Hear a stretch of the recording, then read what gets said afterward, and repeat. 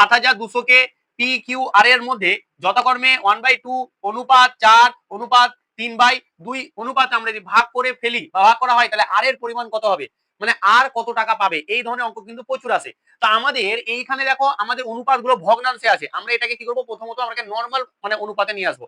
মানেটা দেখো আমাদের দেখো এটা আছে 1/2, তারপরে আছে 4, তারপরে আছে 3/2, ঠিক আছে। তাহলে এইখানে আমরা কি করব, প্রত্যেক অনুপাতকে যদি 2 দিয়ে গুণ করে দিই, তাহলে 2 দিয়ে যদি গুণ করে দিই দেখো 1/2 গুণিত 2, 4 গুণিত 2, তারপরে এটা হয়ে গেল 3/2 গুণিত 2।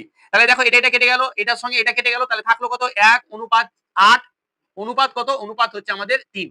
তাহলে 1:8 হচ্ছে যে কি আমাদের 3। এটা হয়ে গেল আমাদের কি, এগুলো হচ্ছে যে কি পি এবং কিউ এবং আর এর ভাগের পরিমাণ।